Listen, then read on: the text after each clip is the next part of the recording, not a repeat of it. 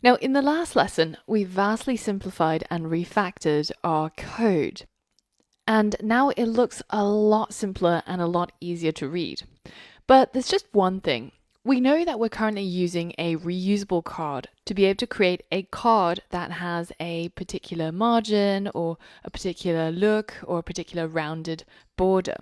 But we're also adding it as a child to a gesture detector to be able to detect when the user taps on that card. And when that happens, we set the selected gender. Now, it's really likely that for other reusable cards, we might also want this functionality, being able to detect touch. And even if we don't need to, there's still two areas where we are repeating the same code, right? Adding a gesture detector to the reusable card. So why don't we just bite the bullet and upgrade our reusable card to also be able to detect touch? And that's what we're going to do in this lesson. And in the process, I'm going to show you something really cool that you can do with Dart, which is passing around functions as if they were just any other object. And I've just noticed that I've actually got a typo in the name of my file. Over here, you can see that I've written input instead of input, but this is really easy to fix because it's not affecting any of our code. So if you ever get a typo or a spelling mistake in your file name, simply just right-click on it and click on refactor, rename, and it will change all the places where this is used. So let's change that to input. It'll search for references, search for comments and strings, and it'll refactor everything to the right spelling. In Dart, functions are first-class citizens.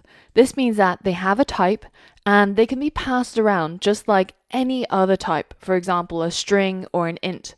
And they can also be set as the value of a variable or a constant. So let's take a look at this now. So here in my Dartpad, I've got two functions. One is a function called add, which simply adds the two numbers that it's given. And the second one is called multiply, and it multiplies the two numbers that it's given. Now, if I wanted to perform a calculation, I could say add, and then provide my numbers 3 and 5, for example. And then I would end up with a result. So let's call it a int result equals the result of the add, and then we'll print the result to the console. And you can see that I will be able to run it as it is. But what if I wanted to build a calculator where the user is able to tap on the plus button or the minus button and perform the calculation that they need? Well, what if instead of having to call a different function each time, instead, what if I create a new function that returns an int and it's called calculator? And it not only takes two numbers, int n1 and int n2, but it can also take a function as an argument. So we would be able to add it as a type. So for a string, it would be string. For an int, it would be an int. But for function, we would just write the name function with a capital F. And we could give it a name. Let's call it calculation. And then inside the body of the function, I will perform the calculation on those two numbers, n1 and n2. And then I would return the result of this calculation as the output of my calculator. Now, what I'm able to do is instead of having to call add, then multiply, then whatever, then in this case, I could simply write the result is going to be calculator performing a function on two numbers, let's call it 5 and 8. And then the third input here is a function. It's expecting an actual function as an input. So I'm simply going to add the name. So for example, add. Well, in this case, it's clear that I want my calculator to perform some sort of function on 5 and 8 and then add them together. So now if I hit run, you can see that it's going to try and add 5 and 8 together. But if I simply switch out the parameter here into multiply, as long as I spell it right, then it will multiply 5 and 8 together. So functions are being passed around just as any other type, say if it was an int or if it was a string. And this gives us a lot of flexibility and it's really powerful, as we'll come to see. Now, the other thing that we can do with functions is we can even assign a function as the value of a variable. So, for example, instead of saying int calculator, I could simply create a new variable that is of type function, and I could call it calculator, and I will set it to equal my function here. And at the very end, I just have to cap it off with a semicolon. So now it works exactly the same way as before. If I click run and I change it to add or multiply, doesn't really matter. It still works as is. My function is now stored inside a variable called calculator. And I could even make this a final variable if I wish to, which means that I'm no longer able to change the assignment of my calculator. So I can't say calculator now equals a different function, for example. It'll give me an error telling me that calculator is a final variable and can only be set once. Now notice how at the moment I'm creating functions completely outside of any classes and even outside of the main function. And this is perfectly legal in Dart. You can have top-level functions just like this, and they are not associated with any class or object. But let's see how it works inside a class. So I'm going to delete all the code so far, and I'm going to create a new class called car. And car is going to have a property that is a function, and it's going to be called drive. Now, this property will be initialized when car gets constructed. So I'm going to create my car constructor, and I'm going to write this dot drive to say that when I construct my car, I have to provide a drive method to associate it with my car object. Let's say that we have two modes of driving, right? Let's, I don't know, create one which is called slow drive. And in this case, it's simply going to print driving slowly. And then let's say we have another one which is called fast drive. And in this case, it will print driving super fast. All right, so now I have two functions, which are top-level functions. They're not associated with any class. But when I initialize my car in my main function, for example, I could say my car is equal to a new car, which is constructed from the car class. And I now have to provide a value for the drive property. So the drive property is going to be set to equal a function, right? So it's expecting a function. I can't just put in a number, say 2, or I can't put in a string because it needs to be of the type function. So let's give it a function because we have 2. We can either say slow drive or fast drive. Well, let's say that my car starts out being a slow drive car. And notice how I'm not actually adding any parentheses after the function. I'm simply passing over the name of that function. So now at this stage, my car.drive is associated with the slow drive function. So I could show you this by simply writing print my car.drive.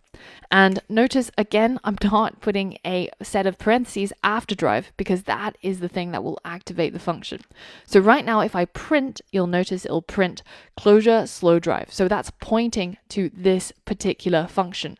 It's saying that in my car, the drive property is equal to slow drive. But if I actually wanted to call my drive method, I would say my car.drive, and I would add the parentheses and any inputs if necessary. And it's this line that actually triggers the drive method that is associated with my car. And we're getting driving slowly printed to the console. Now, let's say that I wanted to upgrade my car, right? I will say my car.drive, the drive property, is now going to be equal to fast drive. And again, no parentheses after the method, but I'm simply changing the value of that drive property on my car.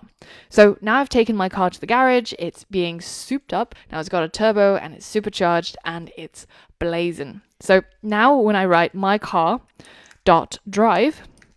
and we print out the result, so I'm going to comment out that line, and now you can see that my car's been upgraded and now it's driving super fast. When I'm passing functions around, I'm just using its name. I'm not adding the parentheses. And when I want to call the method and actually trigger the functionality, that's when I add the parentheses and any inputs if necessary. Now that we've seen how flexible functions can be and how they can be passed around just like any other object or any other type, it's time for your challenge to apply what you've learned to our code. The goal of the challenge is to delete the gesture detector on the first icon card and also the second one, and refactor it into the reusable card .dart file. So that way we can actually pass a function into our reusable card just as we've passed a color property or a card child, and our function is also going to be passed as a value for one of these properties. So if you're successful, by the end, nothing about your app will have changed other than the fact that the gesture detector should now live in the reusable card and inside this build method. Pause the video and see if you can solve this challenge. All right, so first things first, I'm going to simply delete my gesture detector from this page. So I'm going to hold down Option or Alt, hit Enter, and I'm going to remove my widget from both places. So both in the first card and the second card. Now I just have a pure reusable card, and I'm going to pass over the functionality where I set state and change the selected gender when the user clicks on this card or this card into my reusable card. So inside here in the build method, instead of just returning a container, I'm actually going to wrap the container inside a gesture detector. And here, of course, I will now again have access to the on tap. And I'm going to pass over a function into my reusable card widget. So in exactly the same way that we did with our previous two properties, color and card child, I'm going to add another final property, which is going to have function as the type, and I'm going to call it onPress. And this is also going to be initialized when I create a new reusable card. So I'm going to add the this.onPress over here so that I can pass over whichever function I want to be used inside my reusable card. And then it's going to be set as the value of the on tap. So this means that when I create a reusable card, I can specify a function that is going to be the function that will be called when the gesture detector detects a tap on the reusable card. So now I can go back to my input page and add some properties to my reusable card. So I can add my onPress, which I just defined just now, and it's going to be the same as what we would have done with the gesture detector. We're going to add an anonymous function, and inside the anonymous function we have our set state, and inside the set state we change the selected gender to gender.male in the first reusable card. And in our second reusable card, we have our onPress, and in this case, the set state is going to change the selected gender to female. Now, when I hit save on my code, nothing about my app will change. You can see that it still works exactly the same way as it did before, but now we've simply refactored the ability for our reusable card, this custom widget that we've built based on gesture detectors, based on containers, based on box decorations, etc. And it's now also able to take a onPress. So it's able to respond to taps. So we've essentially upgraded our reusable card to also be able to detect touch simply by passing over a function as the value of the onPress property. And the result of this is cleaner code with less things being embedded, and all the functionality and the design is now together in one widget. It's always good practice to refactor your code as you go along. This way you don't end up with spaghetti code at the end and lose all motivation to tidy it up. You know that when your room gets to a certain state where it's just no longer possible to recover it and then you give up. That's not what we want with our code. We want it to be neat and tidy and performance. Now, in the next lesson, we're going to continue working on the other cards that we have in our user interface, and we're going to implement a flutter slider to be able to select the user's height on a scale. So for all of that and more, I'll see you on the next lesson.